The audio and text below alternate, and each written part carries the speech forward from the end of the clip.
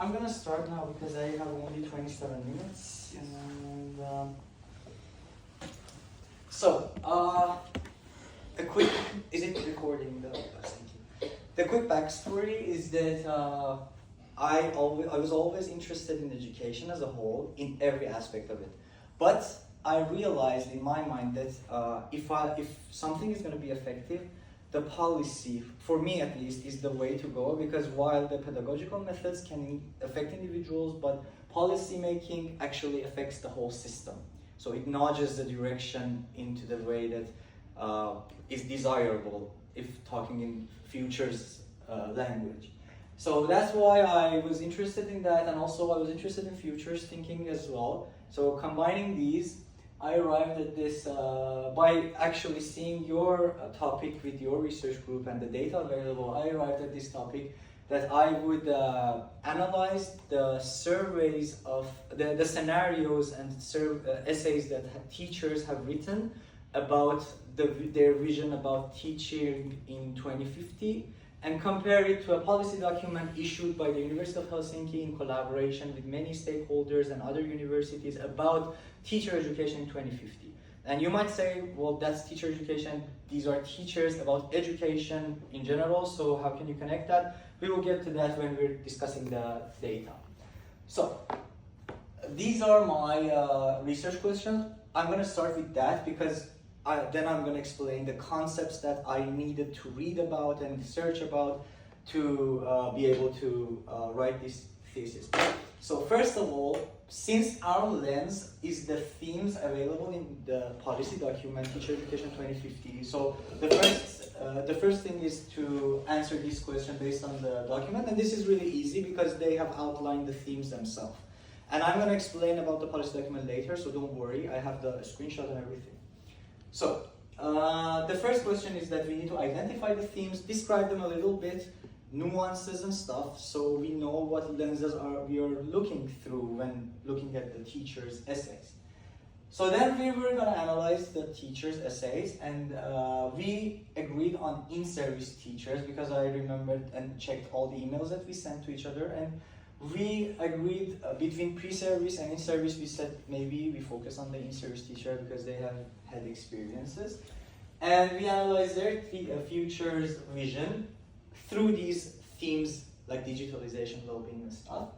But also, since these data, these essays, are full of opportunities and insights, it would be really good to extract some insight from them. Like, for example, are the visions transformative, or do they want to preserve this whole structure? And I will get to that later because I have a first impression of the data. I went through them, I preliminary read them for the first time, but the thorough analysis will be later, but for now I have the first impression. So, based on the research questions, we have some concepts that I needed to get familiar with. For example, in the area of futures thinking, we have the futures vision, the backtesting, and the scenarios, which are actually related together.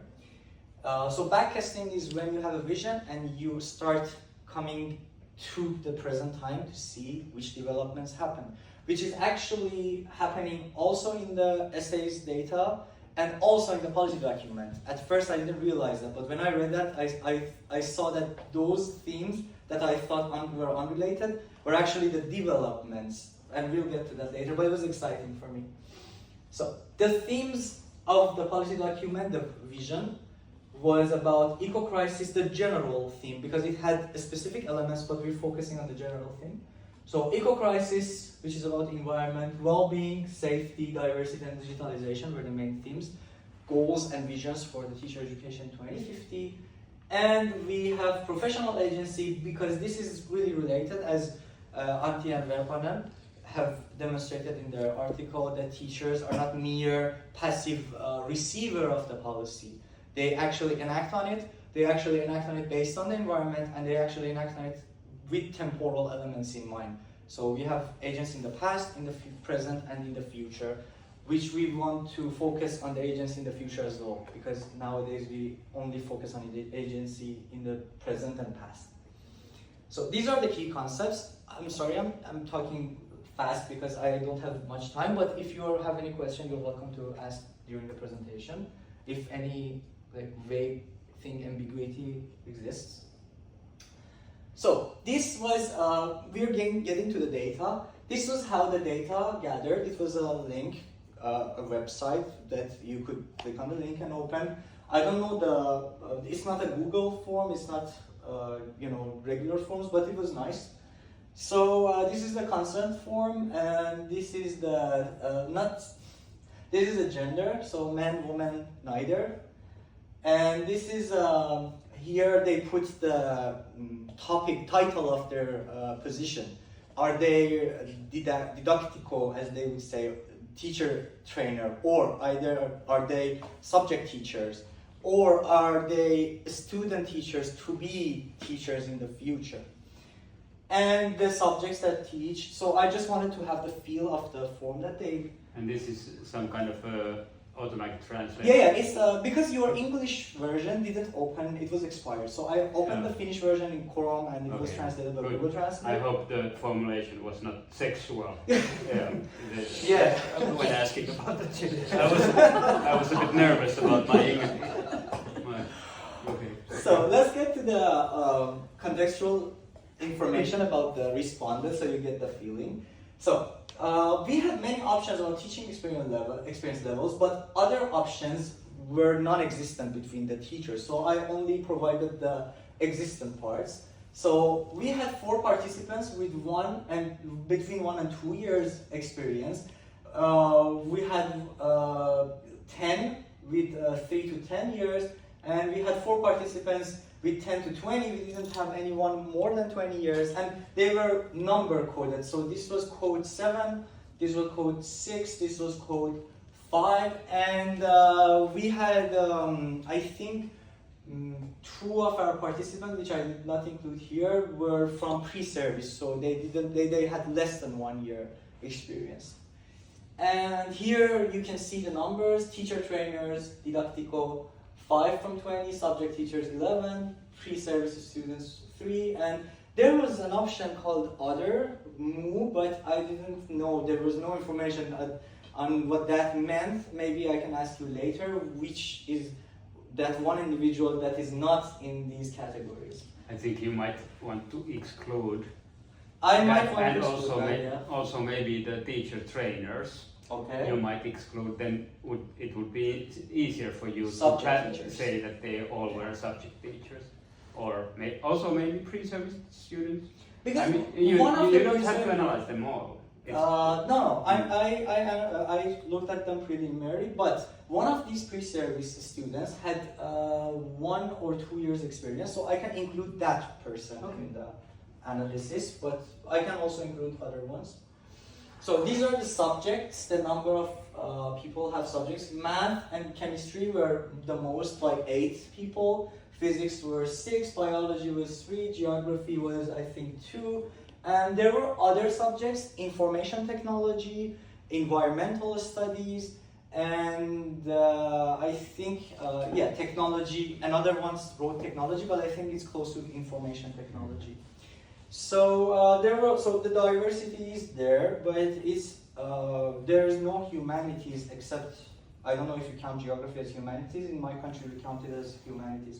But there are no humanities subjects here, like psychology or something. We used to teach that in high school. Psychology, sociology. But the reason for this distribution is that the data was collected in the same era. Mm-hmm. That was for North teachers who would teach science and maths. So, I'm sorry, you want to? Just maybe an important thing to mention also, that all those teachers are not normal teachers, but they are teachers who also supervise teachers' practice in Norsi. So they are very, let's say, they are forerunners in many sense. They are not Influential. influential. What did you mean by the supervising? The Finnish teacher education system, that all the subject teachers, students go to the Norsi, with the two schools that are owned by the university. Okay, They are maybe, normal okay. schools, but they practice teaching there.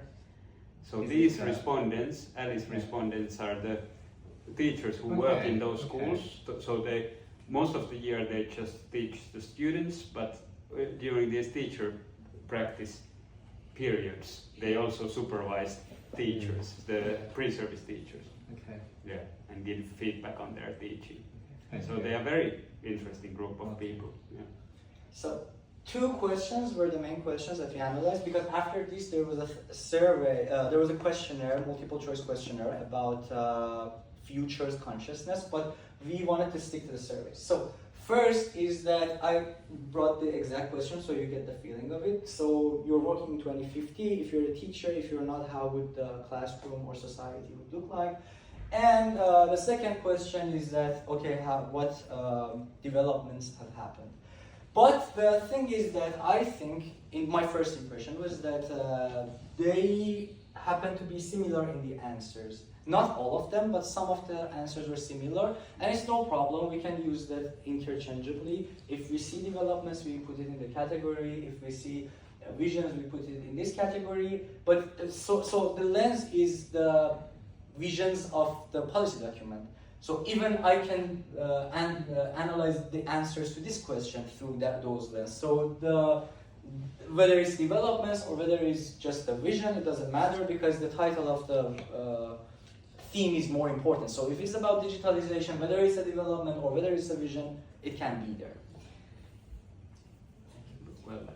So my first impression, I'm gonna quote some examples from the data, but here's my first impression. There were some data on recording time. You might say that what importance does it do? But it is important if you want to be precise and see how contextual environment of this time influences their vision in the future, because their vision is not the isolation of their cognitive process. Everything that is happening right now actually influences your vision in the future, even for your personal self. For example, if you're living in Gaza right now, you might have a very different projection of the future. If you're living in Iran, you don't have any future vision, because you know that every day can be different to the before day. So this is actually something that but for master's thesis, I don't know how much I can pay attention to that, maybe for future, but I can point to that in this time, in this context, these is the things that are happening in the world, so maybe it has an influence. One can see differences between gender if they want to, or teaching experience, how does that influence the themes in their analysis? But again, this is not our main goal. This can be our contextual analysis. So, as I said, maybe research path opportunities, and North Sea supervising teachers in math and science subjects. There were some themes that I found out immediately when I read them, because they were most repeating. For example, there were mentions of well-being and human interaction. It was apparent that teachers were concerned and wanted to point out human interaction is still important in that vision. For example, this is one of the excerpts. There are 2 tasks in the Future Vision classroom. The first is to talk and smile and talk to the students. So this is one of the examples of how teachers is actually concerned about preserving the human connection. Or there were some criticality of digital integration. In that same teacher mentions that because they spend most of their time interacting with the machine, is that same interaction is important. And I've seen this criticality of digital innovation in many of the readings, even when they point out that this technology is going to take over everything, they are critical of it. So they are looking at it with somewhat caution and pessimism, but negative like coloring or tone. Or, they talk about future technology. Most of them have said that like AI will be there, or augmented reality will be there, like virtual reality will be there. But the thing is that, as you see here, this person mentions AI-powered lesson planning, and he mentions that AI will review my plans that I've designed, but most of them actually focus that teacher is still a teacher. Teacher with some modifications, maybe as a facilitator, maybe as someone who provides communication or makes people feel good, but teacher is still in charge. So the concept of teacher is still there. So it's not transformative. Transformative not in a positive sense. I'm not using them as a positive sense. I'm using it in just descriptive. So they're not transforming the whole structure. They're just modifying these concepts. For example, like the reason that I'm moving past because I don't have much time, so because I want to provide you with some opportunities, lenses to see these, so I have to move forward. But again, any questions you can ask. So for my first impression, there were answer diversity. Some provided relatively short answers, even like 1 or 2 sentences. Some provided long, detailed stories. Their dominant themes were from the themes that I'm going to discuss were digitalization and eco-crisis. So many people, like one of the excerpts told that Finland would be a wine country now, and there would be wars over the North Pole countries because of the resources and stuff. Mm-hmm. So these were the 2 most discussed. And diversity was the least discussed. It was discussed as a sense that there would be each learning path for each student, but the thing that was absent, at least in my perspective, the diversity that we're seeing here, the trend that a student population in Finland is not just white people anymore. So in a sense that there are more and more like African people or Asian people or I don't know, from Middle East. So this was not discussed in any of the visions. I have to go more through that, but I think it was a little underrepresented in the essays. And this was one of the things that caught my eyes. The structures were still there. So nobody said that, okay, school is not school. A school as a central institution to get the knowledge was still there. Even if it was controlled by AI, even if it was like this, I don't know, high tech, or even if it was virtual, but the schools were still there. Teachers were still there. Whatever the role, doesn't matter.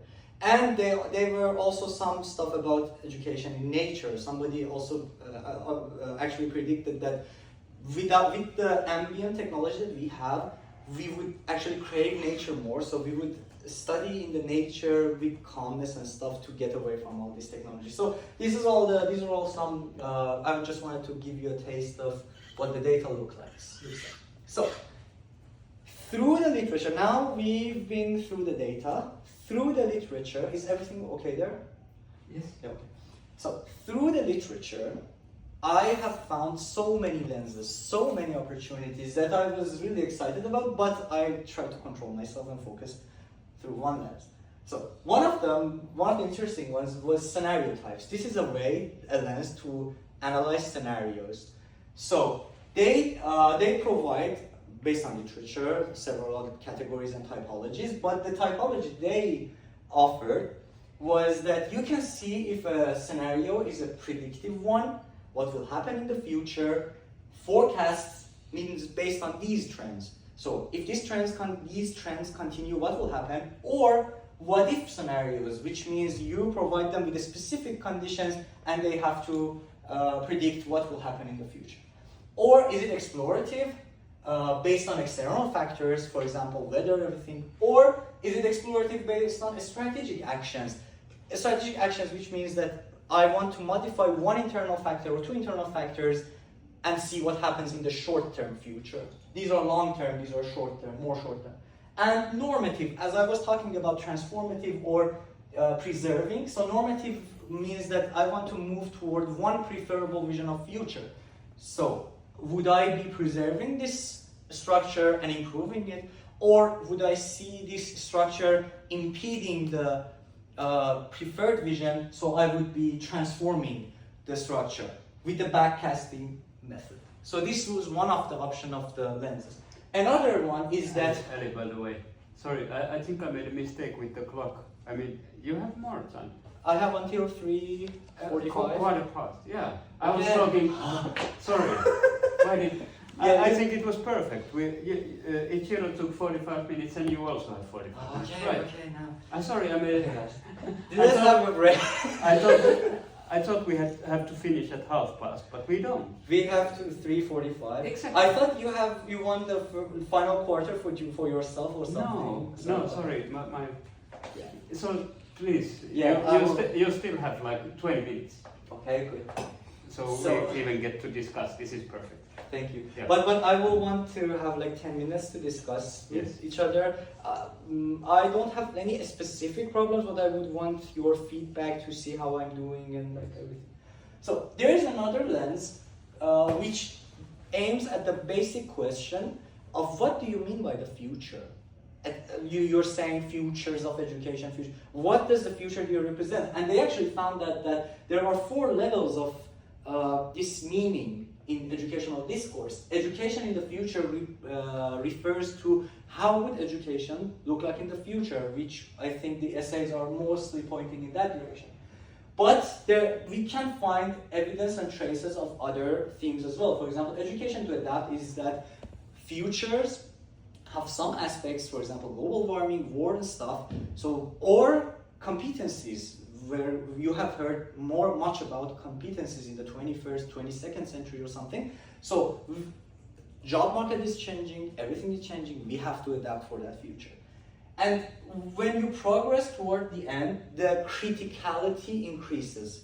And by criticality, I mean questioning the basis. For example, if we're saying the future is something, and we want to adapt to that, the next level maybe tells you that we want to change the education, not the education. No, we want to change the future, not the future to change us. So the criticality increases. Education to change, to transform the society in the future. But still, here we have one vision of future that we want to change the future into that. But here we have education of the future, where we learn that there is no single future. We have futures. As you remember from the global education course, we had a cone. So there was preferable one, which was, we had the possible, plausible, preferable, and like the whole cone. So I forgot to put the cone, sorry. It would be so much better if I had the cone. But you remember that, so we have a whole area of scenarios that could happen. And we have some wild cards that could drastically change the direction of futures. So this is another lens that we can look through the data for, look at data through. Another one is not about the essays, but about the policy itself. So in their analysis of the policy issued by the UNESCO, they tried the speculative method. They didn't want to say that, okay, this sentence means that, this sentence, they didn't analyze it in that way. So they offer up a whole new way of methodology of analyzing policies. Based on a critical tradition, they say that these policies actually have in themselves values by the issuers. So the issuers or the council have some desires, they put it in the policy. So it's not just neutral. And they try to show that by visualizing the policy with AI. So they made some pictures and they showed that you see this policy, this is how emotional aspects of it would look like. And I forgot what I wanted to say. Yeah, and there is no one way of analyzing the policy. That's what they wanted to say. It's all speculative, not definitive.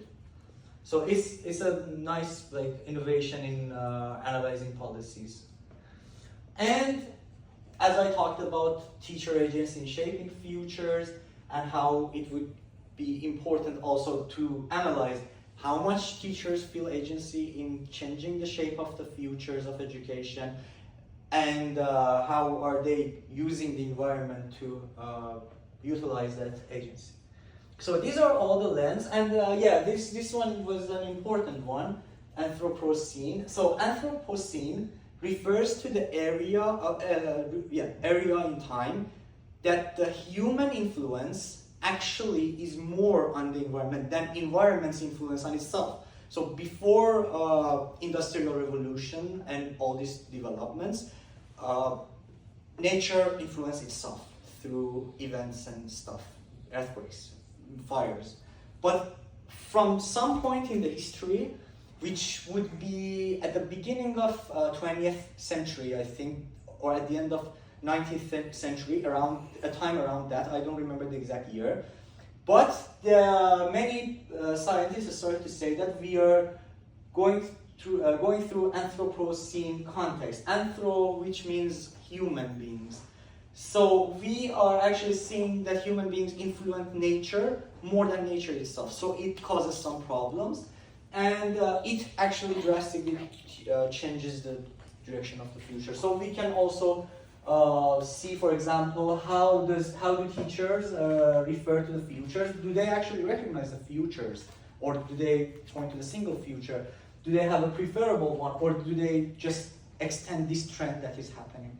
So these are all the lenses that you can see. And the last one, precision education governance. This is not much related to the futures, but still, because Christina Brunilla and her colleagues, you know her from inequalities class. So they have this concept that education is now, and everything, not just education, but higher education, is moving towards preciseness and reducing people to data, so we can control people with manipulating elements and data. For example, this when you're going through YouTube and everything, people gather data from you. So that data is actually used to control you. So that is the kind of governance that precision education governance goes through. They want to analyze you into small elements, compartments, so that they can control you towards that. And we can analyze the essays to see how much this mode of governance is actually influencing teachers' visions also, or is it present, or are there teachers who are critical of this current mindset and current economically adjusted mindset to see everything in terms of precision, money, and transactions. So these are all the possible lenses, but this is our lens. So in this document, you need to understand that the description and the sentences are different from the vision and aim that is provided. Because what I understood is that the policy document actually provides some aims that can be categorized. These are exact quotes from the, relatively exact quotes from the document. For example, Finland's educational system to be the world's best education system through the stakeholders' collaboration. Another one was to promote learning, well-being equally and equitably throughout life.